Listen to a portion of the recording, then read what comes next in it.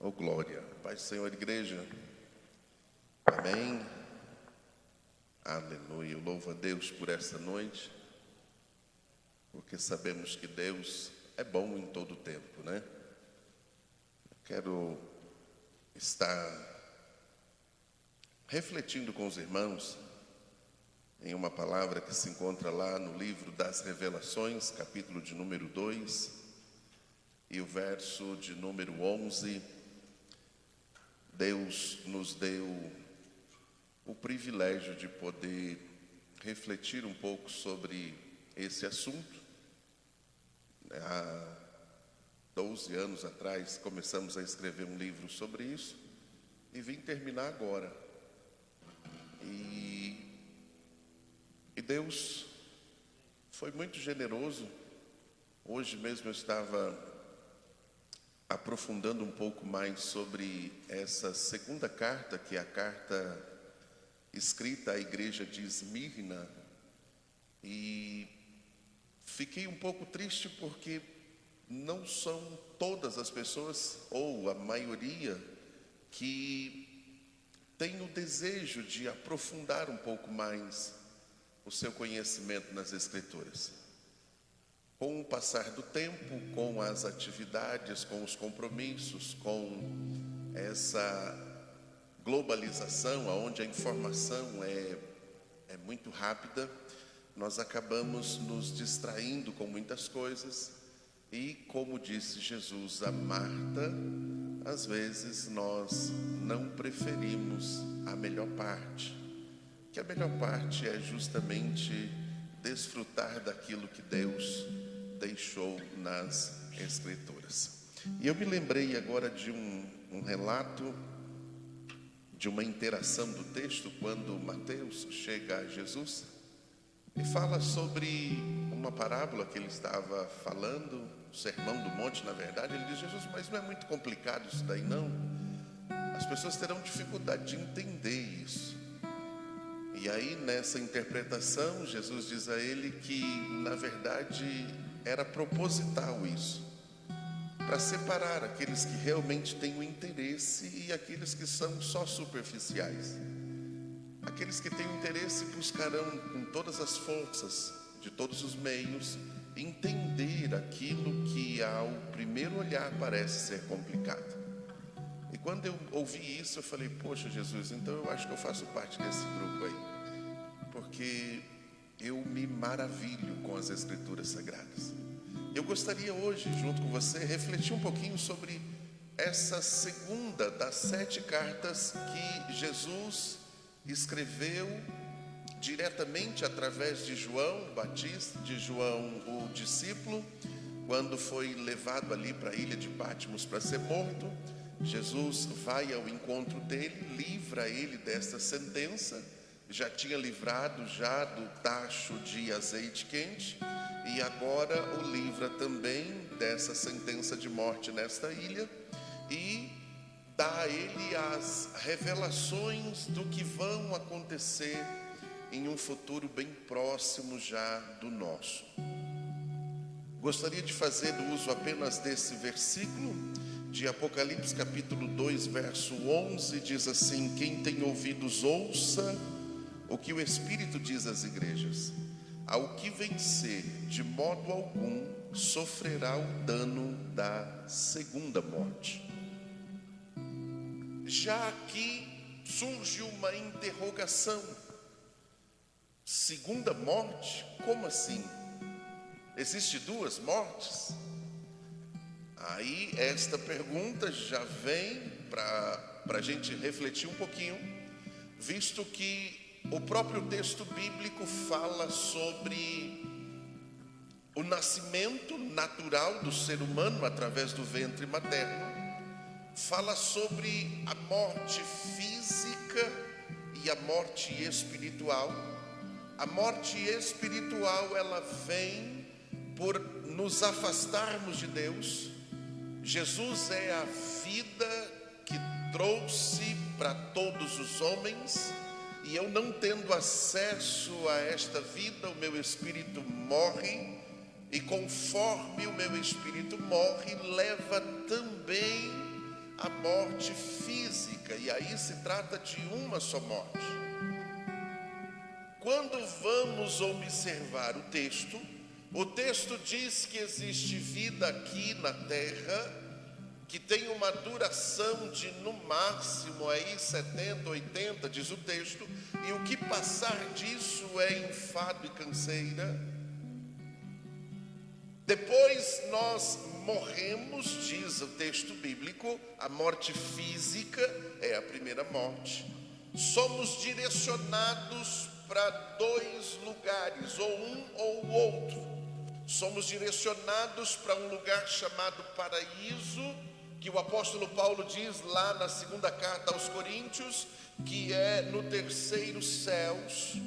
E quando vamos olhar a estrutura disso, nós vemos que antes de Jesus ressuscitar, era lá no núcleo da terra, no Seol, que é a região dos mortos, aonde está também o inferno ou o Hades.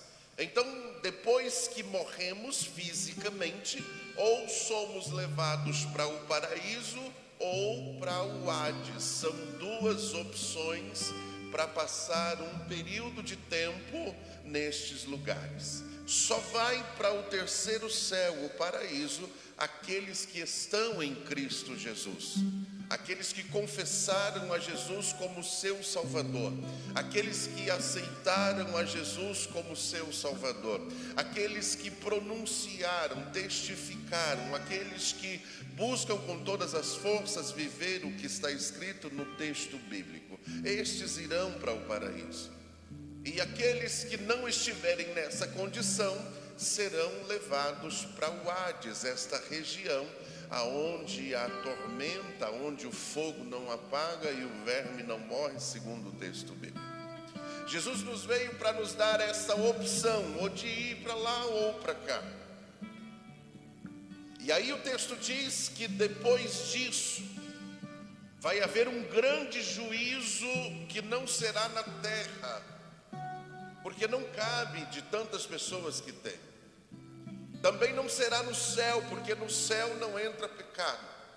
O texto fala de um Geena, um lugar elevado, e neste lugar haverá um juízo final para todos aqueles que não estiverem em Cristo Jesus. E todos aqueles que não estiverem em Cristo Jesus serão lançados no lago de fogo. Esta é a segunda morte. Então, se eu morrer agora e não estiver em Cristo, eu irei para o Hades, para um lugar de tormenta. Passarei um período de tempo lá. Só para calcular esse tempo, se o arrebatamento da igreja for hoje, então teremos 7 anos aí de tribulação e grande tribulação, mais 1000 anos do milênio, e depois mais um período de tempo onde Satanás será solto, e então depois vem esse dia. Então, se eu morrer hoje e for para o lago, para o inferno Hades, passarei lá mais ou menos 1000 e poucos anos, e depois vou para o juízo final, aonde eu serei julgado por tudo aquilo que eu fiz. É importante nós termos em mente, porque algumas pessoas acabam confundindo aqui. Não é que Deus me condenará nem absolverá. Não é que Deus vai me mandar para um lugar ou para outro lugar. Eu só preciso ter em mente que, na verdade, é fruto da minha escolha. Sou eu quem escolho, sou eu quem faço. A única coisa que Deus vai fazer é me julgar segundo o texto bíblico, segundo a palavra.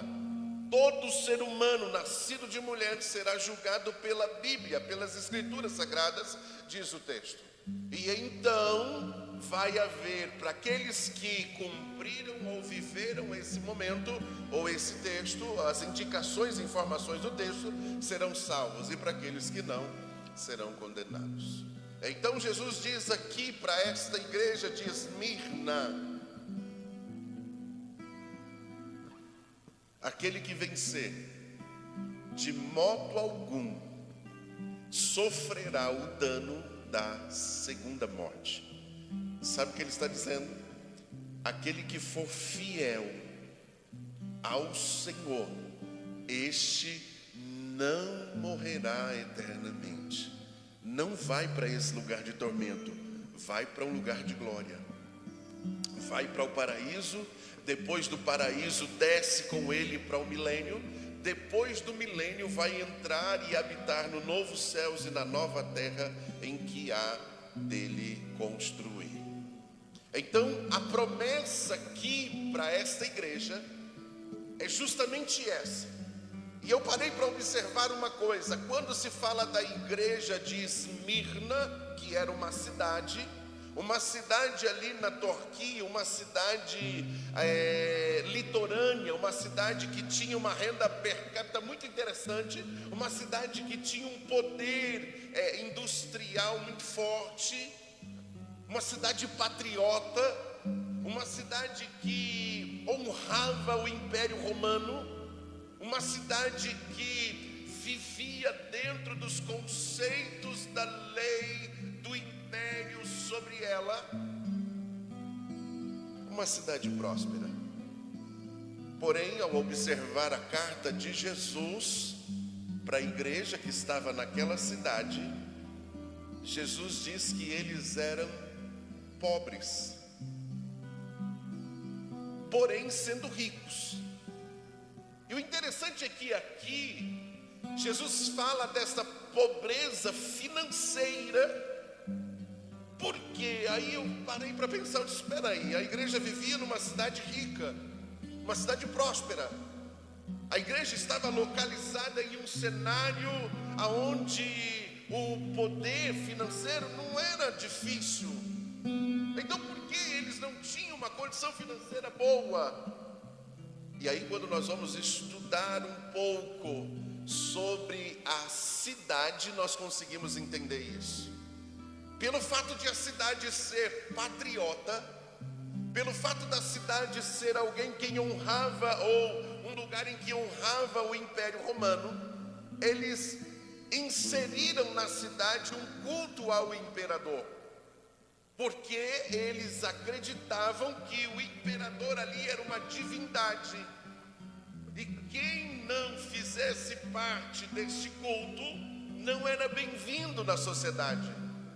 Então, para o crente que tinha comércio naquela cidade e não honrava o imperador, o seu comércio era boicotado.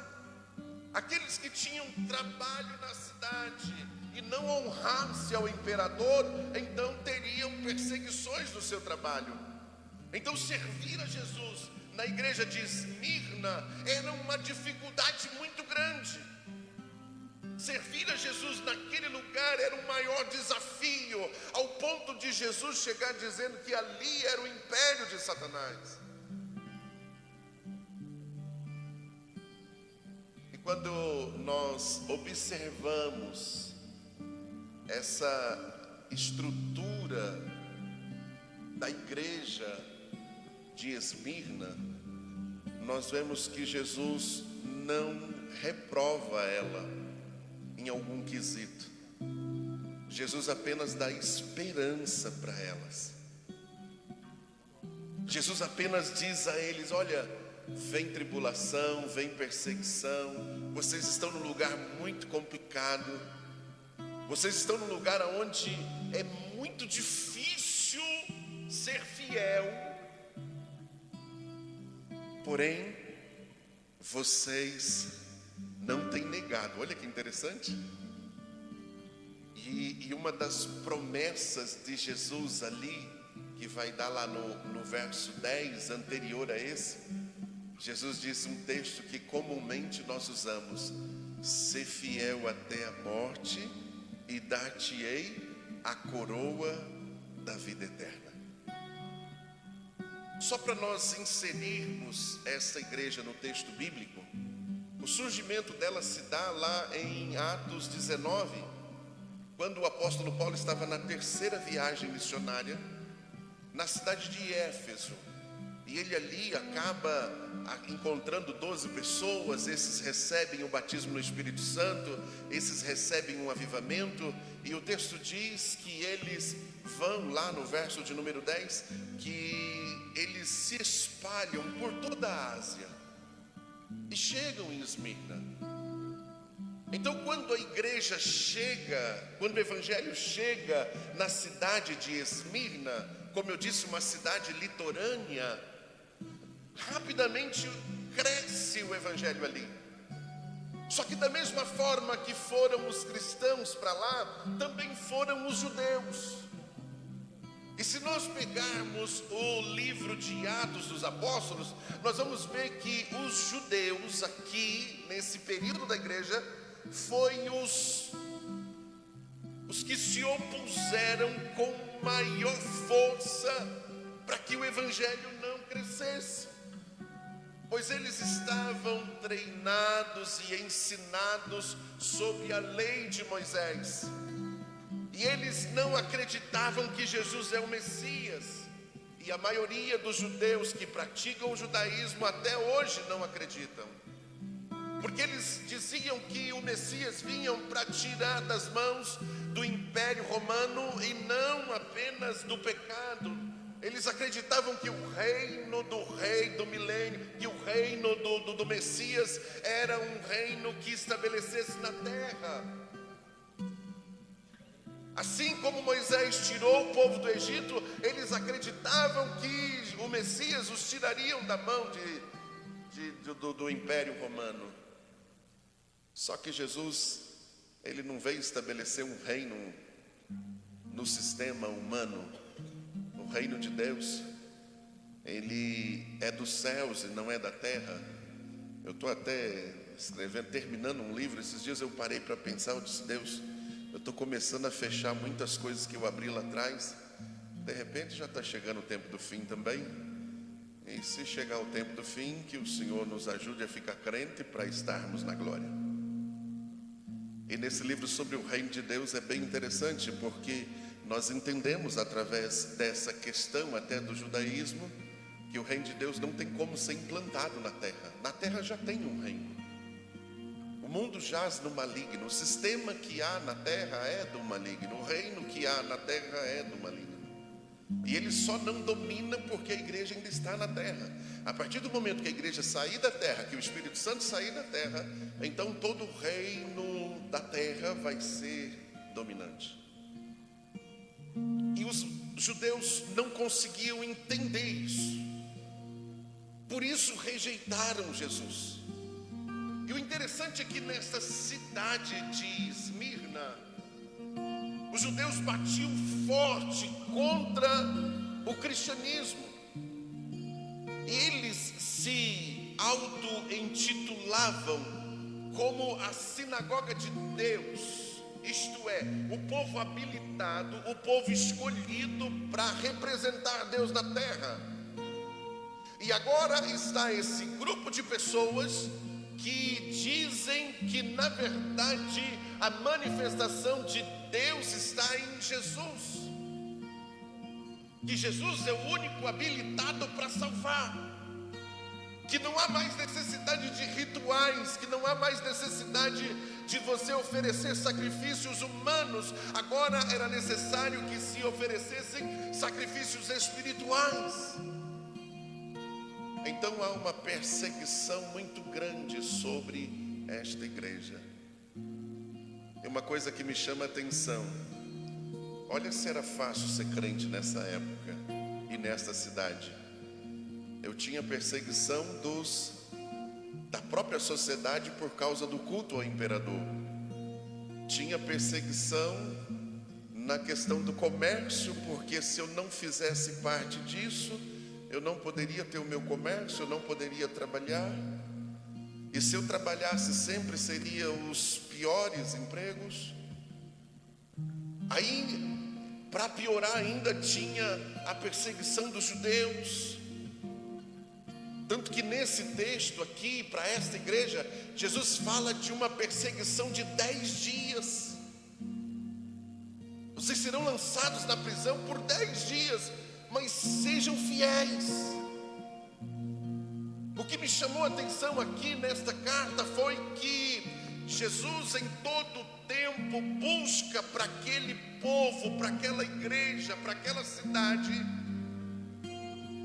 para que eles fossem fiéis ao Senhor, para que eles não negassem o nome de Jesus.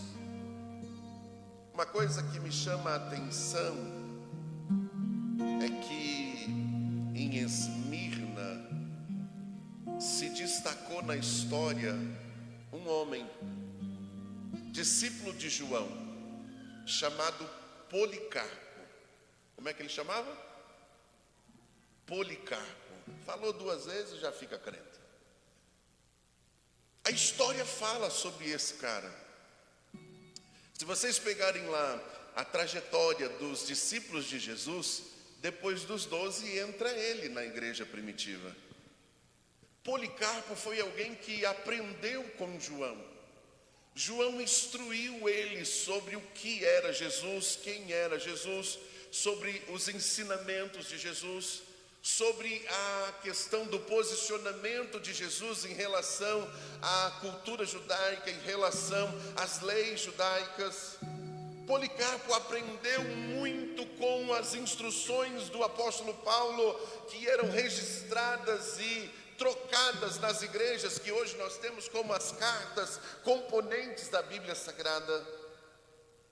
Diz o texto que Policarpo, na sua velhice, foi descoberto pelo Império Romano, porque ele estava defendendo com todas as forças os ataques teológicos na igreja. Ele já estava com 86 anos, os discípulos já tinham morrido, na maioria deles. Não tinha mais uma testemunha viva que tinha caminhado com Jesus para atestar o que era verdade e o que não era daquilo que estavam falando. E Policarpo, como um dos discípulos que se destacaram através de João, ele começa a ser perseguido.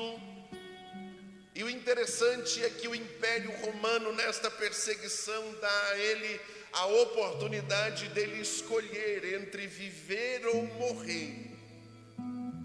E o que me chama a atenção é que quando é dado a ele essa escolha, ele diz uma frase que ecoou em todo o mundo e chegou até a nossa geração. Ele disse assim: eu sirvo a Jesus há 83 anos. Ele nunca me fez mal. Por que eu negaria hoje? Eu prefiro morrer. E aí prepararam todo um cenário lá, colocaram uma estaca no meio, colocaram madeiras para se queimar, colocaram ele lá, e o fogo não queria queimar ele. Olha que interessante. Mesmo em chamas, não queria, o fogo não tinha poder sobre ele.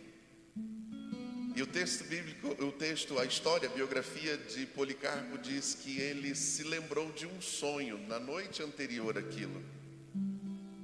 E naquele sonho ele também deixa uma frase: olha, vocês estão querendo me queimar com um pouco de fogo.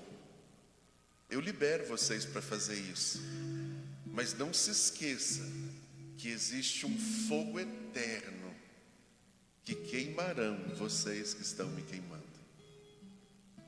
E depois que ele disse isso, então o fogo teve poder sobre ele, e ele sendo apunhalado, e ali ele morreu. Se eu pego a história desse Policarpo, que desvincula da cidade de Esmirna, eu pego o cenário da cidade, eu pego a carta que Jesus escreveu, que Jesus mandou escrever para ele, junto tudo isso, e parece que há uma sincronia, parece que uma coisa fortalece a outra. E aí, quando eu estava estudando, quando eu estava preparando até o que eu ia falar hoje, eu disse: Deus, e aí? Qual o propósito de tudo isso para nós hoje? Aí o Senhor me fez entender uma coisa. Jesus mesmo disse lá em Mateus capítulo 10, que nós não devemos temer as pessoas que têm poder para tirar a nossa vida. Devemos temer a Deus que tem poder para tirar a minha vida e também lançar a minha alma no inferno. E quando eu me deparei com esse texto, eu falei, pronto, está aí a questão. A questão é que muitas vezes nós estamos preocupados com tantas coisas.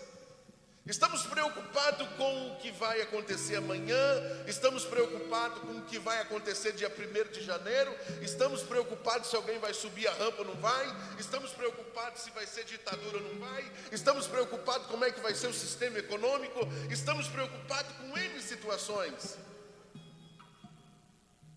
E às vezes nos esquecemos do principal. Se eu não chegar nesse tempo,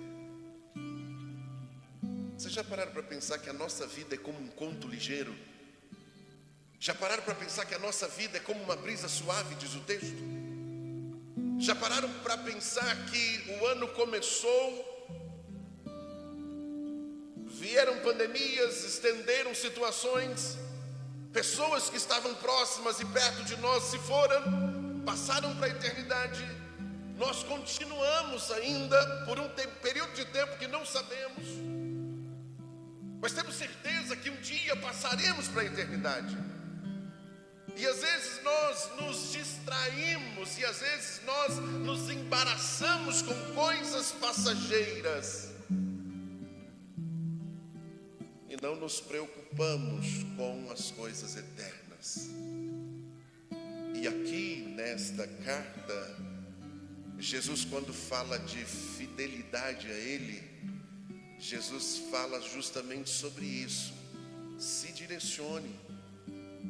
Pega aí o GPS da sua vida, pega aí o Waze da sua vida e vê para onde você está indo. Qual o caminho que você tem tomado? O seu caminho está rumo aos céus? O seu caminho está de encontro com Deus? Os seus feitos, os seus projetos, como estão? Porque não vale nada, não adianta nada. Olhando para a história desse Policarpo, eu falo, poxa, era só ele dizer que não, eu não quero Jesus. Pronto, estaria vivo.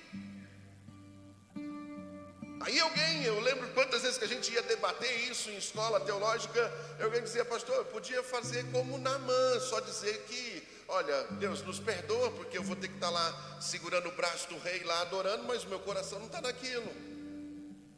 Então era só dizer com a boca, mas não ter isso no coração, pronto, seria vivo e continuaria pregando. O que me chama a atenção aqui é que Jesus diz, olha, aquele que confessa diante dos homens, também é confessar diante de Deus. Então a fidelidade aqui é guardar princípios. A fidelidade aqui não é simplesmente com palavras, mas sim com atitudes. A proposta aqui para a igreja de Esmirna e para nós nos dias de hoje é ser fiel até a morte. Se eu for fiel, eu recebo uma coroa de vida. Isso quer dizer que as minhas atitudes serão recompensadas.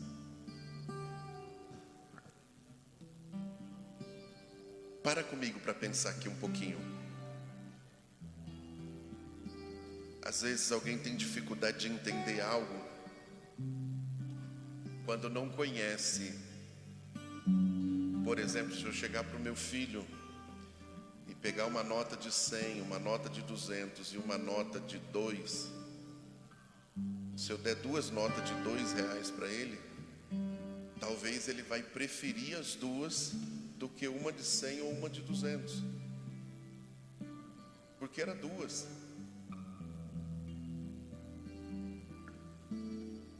Por não entender valores, às vezes nós perdemos por não entender valores, por não entendermos que a recompensa é muito maior do que aqui podemos alcançar aqui na terra. O que se tem de precioso aqui na terra? Ouro, prata. O que se tem de valioso aqui, de moeda de troca? Momentos de felicidade, de conforto. O que se tem de na terra que se oferece, em que a gente dá a vida para isso.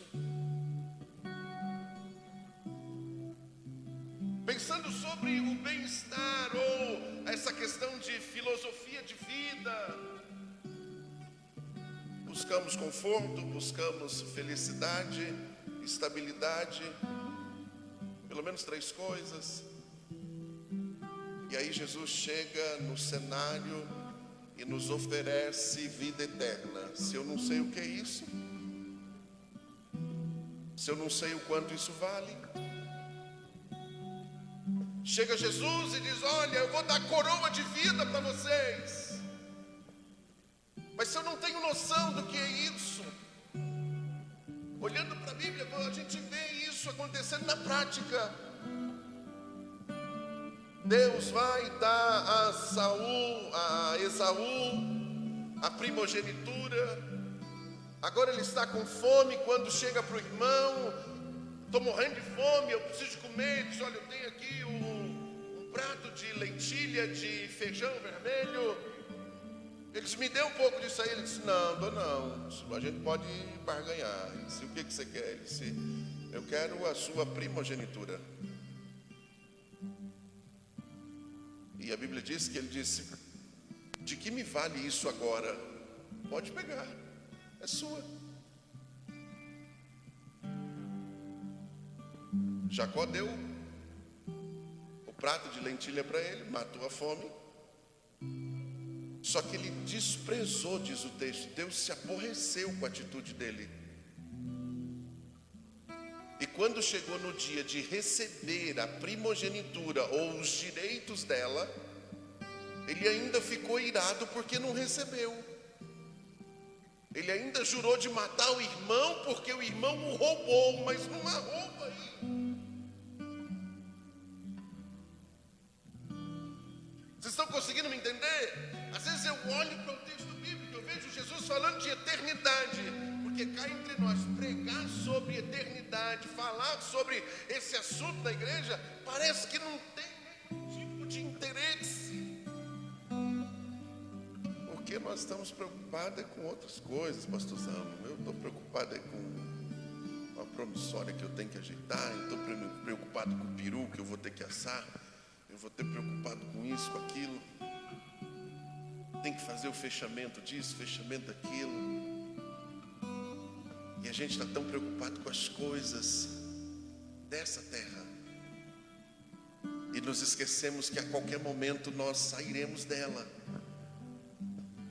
E aqui Jesus disse: sejam fiéis nesta terra, para vocês serem bem-aventurados lá na eternidade. Fica de pé comigo.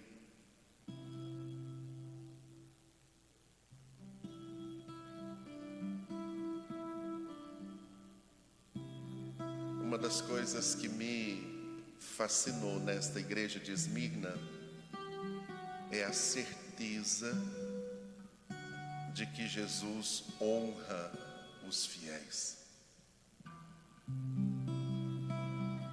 Tanto que em todas as áreas há esse processo.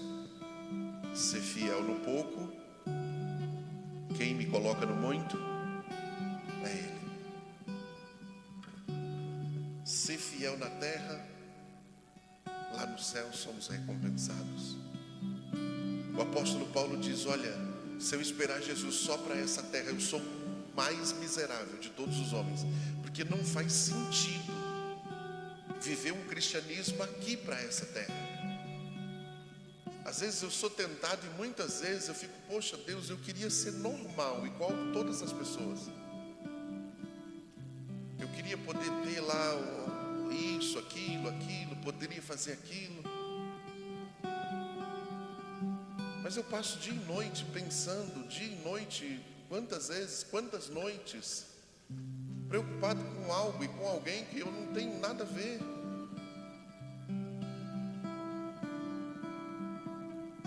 Quantas vezes eu paro para interceder por gente que eu nem sequer conheço, mas a pessoa me procurou, a pessoa se abriu. E quantas vezes eu disse: Deus, e parece que esse é o meu fardo, e me sinto negligente se não o fizer, e parece que não faz sentido para as coisas desse mundo. E aí hoje, pensando sobre essa questão, eu disse: meu Deus, se eu for olhar só para esse mundo, não tem como servir Jesus. Se eu parar para pensar só naquilo que me favorece, não tem como servir a Ele. Eu preciso entender que nós temos uma função aqui na terra, e que seremos galardoados se o fizermos. Eu preciso entender que Deus nos chamou com um propósito, e se você não entender qual é o seu propósito, não fará sentido a sua vida. Você pode conquistar muitas coisas, mas se não viver o propósito de Deus, não fará sentido. Por isso é importante nós tirarmos um momento da nossa vida e dizer: meu, o que eu estou fazendo? Para onde eu estou indo? O que eu quero realmente? E depois que eu conquistar todos os meus objetivos que eu tracei para essa vida, o que será? Feche aí os seus olhos, deixa eu orar com você. Pai, é no nome de Jesus que nesta noite nós te agradecemos por este momento de reflexão.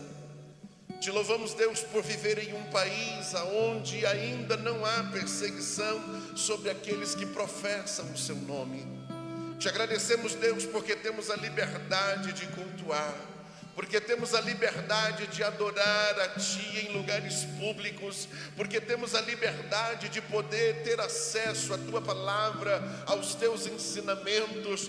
Temos liberdade, Deus, de poder, Senhor, aleluia, oferecer a Ti o nosso sacrifício, ó Deus, e diante desta liberdade, nos ajuda, Senhor, a sermos fiéis. Não deixa, Deus, nos embaraçarmos com aquilo que não provém do Teu querer. Nos ajuda, Deus, a focar em Ti em todo o tempo, para que a qualquer momento, quando passarmos para a eternidade, nós venhamos desfrutar daquilo que o Senhor prometera em Sua palavra para as nossas vidas. Deus, nos ajude a ser fiel, não apenas por atitudes ou palavras. Nos ajude, Deus, a sermos fiéis, ó Pai, no caráter. Nos ajuda a ser fiel, papai, aleluia, em cada dia. Nos ajuda, Jesus, a caminhar com o Senhor, mesmo que os olhos não consigam ver, mas que o nosso espírito esteja